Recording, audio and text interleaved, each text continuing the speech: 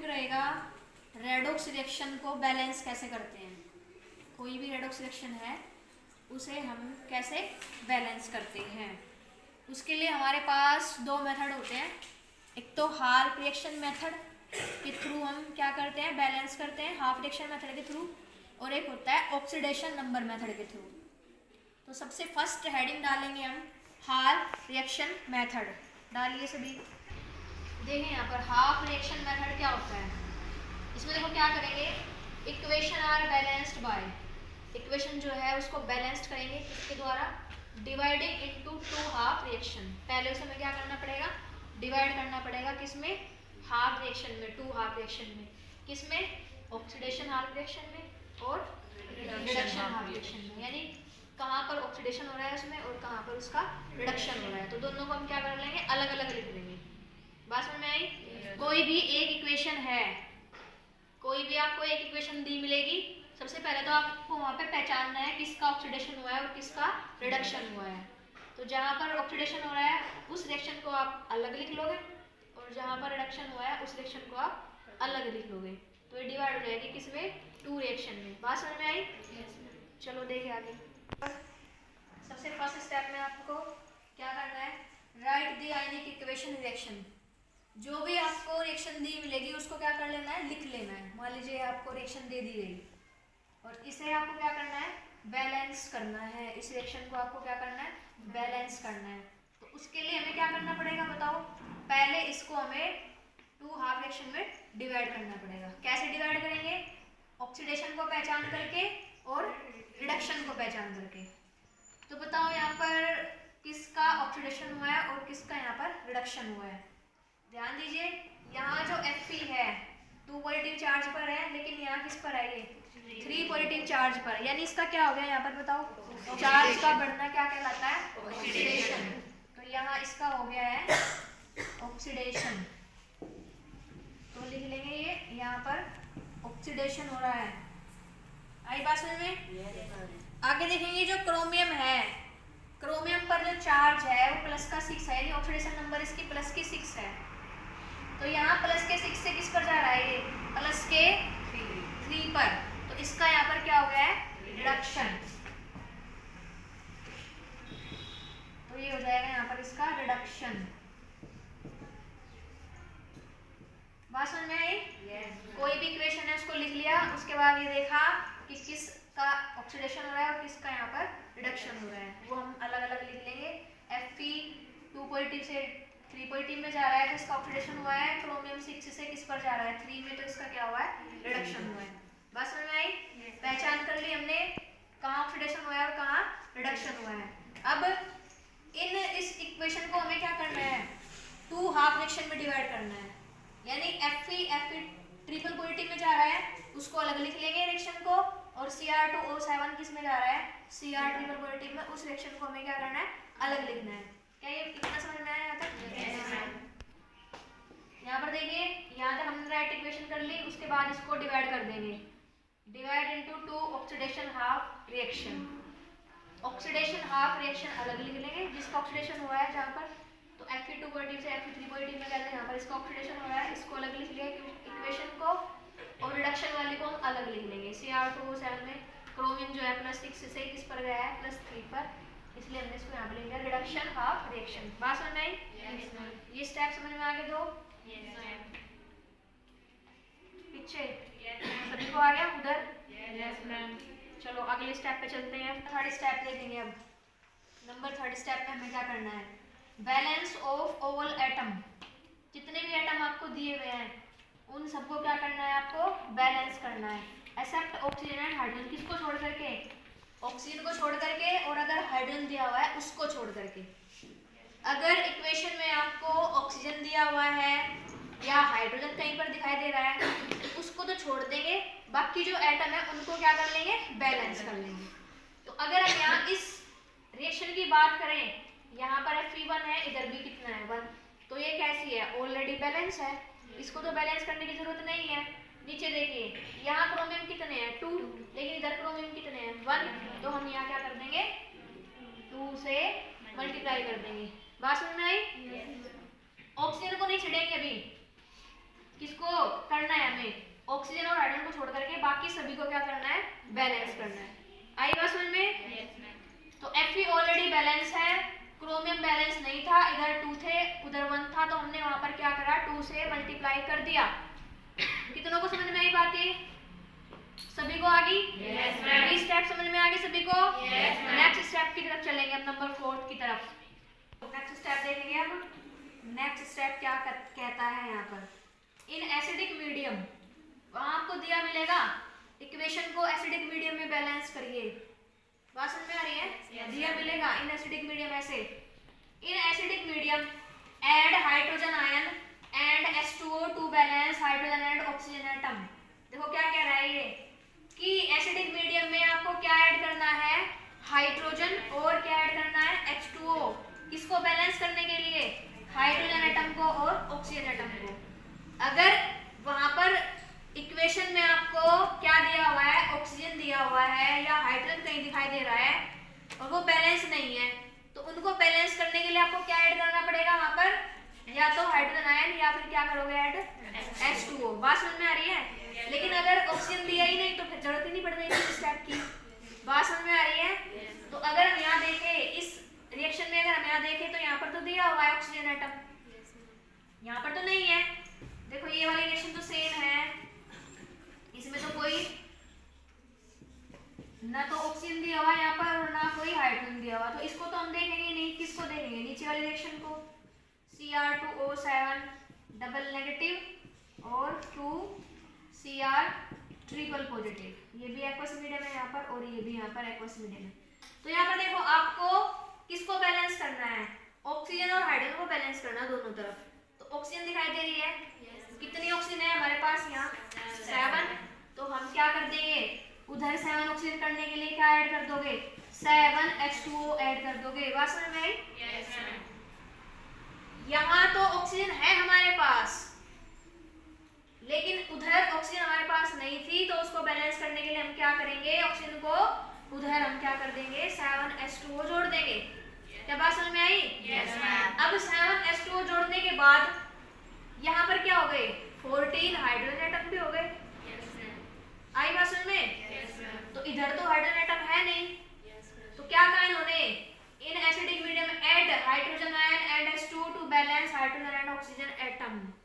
क्या करोगे, hydrogen ion या H2O को क्या करते हो, जोड़ते हो। तो एक तरफ हमने क्या कर दिया, H2O जोड़ दिया, तो इधर क्या कर देंगे हम, कितने कितने एटम जोड़ने पड़ेंगे हाइड्रोजन के, 14। बात समझ में आई? तो यहाँ पर 14H प्लस आयन आप यहाँ पर जोड़ दोगे। कितनों को समझ में आई बात? ये वाला स्टेप कितनों को समझ में आ गया? जिसको नहीं समझ में आया हाथ खड़ा करें, जिसको नहीं समझ में आया, क्योंकि इंपॉर्टेंट है, पेपर में 5 नंबर में जरूर आएगी बैलेंस करनी। समझ में आ गया? Yes sir. कि अगर इक्वेशन के अंदर ऑक्सीजन या हाइड्रोजन आपको दिया हुआ है तो उसको बैलेंस करने के लिए आपको क्या करना है, हाइड्रोजन आयन और H2O ऐड करना है। ठीक है, तो यहाँ तक समझ में आ गया? yes, अब आगे चलते हैं। यहाँ पर 5वां स्टेप क्या कहता है, 5वां स्टेप ये कहता है, देखो ऑक्सीजन और हाइड्रोजन को आपने बैलेंस कर लिया, दोनों तरफ बराबर कर लिया। 5वां स्टेप ये कहता है we have to charge balance. अब हमें क्या करना है, चार्ज को बैलेंस करना है, दोनों तरफ पॉजिटिव और नेगेटिव बराबर है या नहीं है। बात समझ में आ रही है? आपको यहाँ पर दिखाई दे रहा होगा ना, प्लस का 2 प्लस का 3, इधर आपको माइनस के दिखाई दे रहे होंगे, उधर भी आपको प्लस के दिखाई दे रहे होंगे। बात समझ में आ रही? तो उसको क्या, अगर हमें चार्ज बैलेंस करना है तो उसके लिए हमें क्या करना पड़ेगा, एडिंग इलेक्ट्रॉन। क्या ऐड करोगे, इलेक्ट्रॉन ऐड कर दोगे। तो सबसे पहले हम पहले रिलेशन की तरफ चलते हैं। Fe2 पॉजिटिव एक्वस मीडियम है ये, इसमें चेंज हो रहा है Fe ट्रिपल पॉजिटिव। तो अगर हम यहाँ ध्यान से देखें, यहाँ तो हमारे पास कितना चार्ज है, प्लस का 2, उधर कितना चार्ज है, प्लस का कितना 3। तो हमें बराबर करने के लिए क्या करना पड़ेगा, बताओ जरा मुझे, क्या करना पड़ेगा, इलेक्ट्रॉन जोड़ना पड़ेगा किधर, प्रोडक्ट की साइड। आई बात समझ में? तो प्लस इलेक्ट्रॉन को हम यहाँ क्या कर देंगे, ऐड। तो 3 प्लस का हो गया, 1 माइनस का हो गया, कितने बच गए, 2 बच गए ना। बात समझ में आई? इधर भी 2 हो गए और उधर भी कितने हो गए, 2 हो गए। दूसरी वाली रिएक्शन लिखेंगे अब इसी तरह से, ये वाली 14H positive plus Cr2O negative double aqueous medium है ये चेंज हो रहा है 2 क्रोमियम ट्रिपल पॉजिटिव आयन में और प्लस 7H2O में। तो यहाँ पर देखेंगे कितना कितना चार्ज है हमारे पास, देखो कितना चार्ज है 14 प्लस के और 2 है किसके माइनस के, तो कितने हैं इधर टोटल 12 12 है ना इस साइड भाई, 14 प्लस के हैं 2 माइनस के हैं तो कितना हो गया 12। तो हमारे पास इधर 12 है, इधर कितने हैं 2 3 6, इधर 6 है। तो क्या करोगे इधर आप बताओ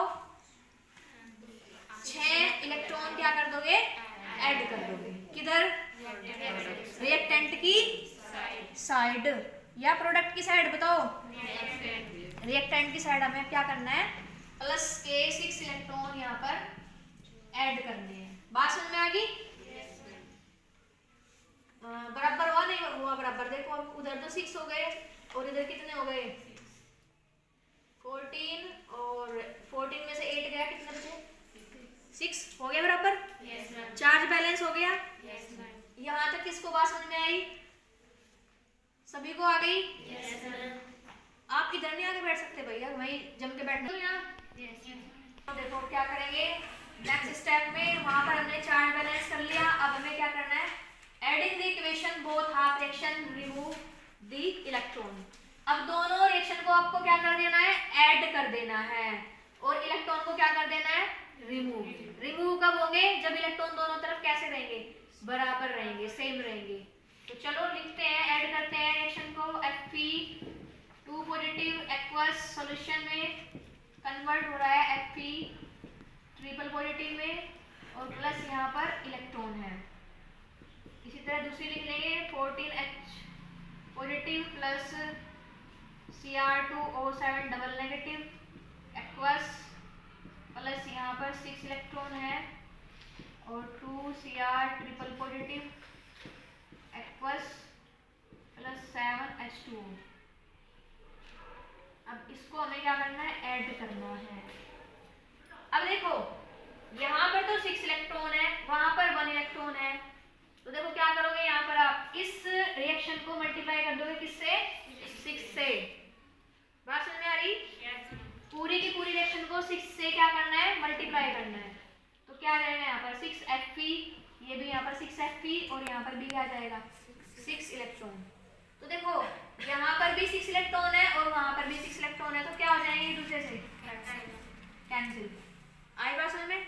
अब जो रिएक्शन बची है उसको आप यहाँ पर लिख लोगे, लिखेंगे 6Fe double positive plus 14H positive, पहले ये वाला लिखेंगे फिर ये वाला लिखेंगे part Cr2O7 double negative aqueous medium, ये भी यहाँ पर एक्वस मीडियम है और 6Fe triple positive aqueous plus 2Cr triple positive plus 7H2O।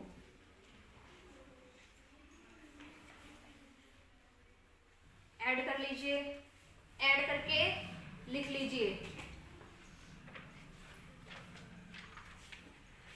ये फाइनल स्टेप है हमारा नंबर 7। ये लिख लिया आपने?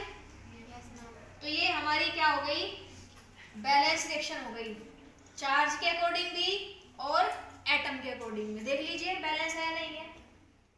Fe देखो यहाँ पर कितना है 6, उधर भी कितना है 6, हाइड्रोजन कितने हैं यहाँ पर 14, उधर भी कितने हैं 7 की मल्टीप्लाई करेंगे 2 से कितना हो गया 14। ऑक्सीजन देख लीजिए कितने हैं 7, उधर भी कितने हैं 7। क्रोमियम यहाँ पर कितने हैं 2, उधर भी कितने हैं 2। एटम बैलेंस है। उसके बाद चार्ज देखो बैलेंस है नहीं है। 6 में इसकी मल्टीप्लाई करो कितने हो गए 12 तो ही हो गए प्लस 14 ही हो गए और माइनस के कितने हैं 2, तो कितना रह गया यहाँ पर बताओ जरा मुझे। 24 होगा आई थिंक, 24 बचता होगा। Yes ma'am. इधर 24 चार्ज है तो उधर भी कितना होना चाहिए 24 होना चाहिए। मल्टीप्लाई करिए 3 की 6 में कितना हो गया 18 प्लस 6 कितना हो गया 24। बात समझ में आ गई? तो इस तरह से हम क्या करते हैं, कोई भी रेडॉक्स रिएक्शन जो हमें दी मिलेगी उसको हम हार्क रिएक्शन मेथड के थ्रू बैलेंस करते हैं। कितने बच्चों को ये मेथड समझ में आया?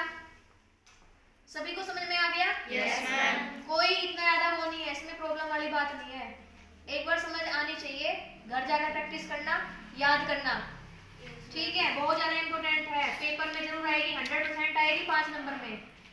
और वहां पर स्पेशली दिया मिलेगा आपको एसिडिक मीडियम दिया मिलेगा, तो एसिडिक मीडियम दिया मिला तो क्या करोगे, हाइड्रोजन आयन H2 ऐड करना है। आगे बात समझ में सभी को?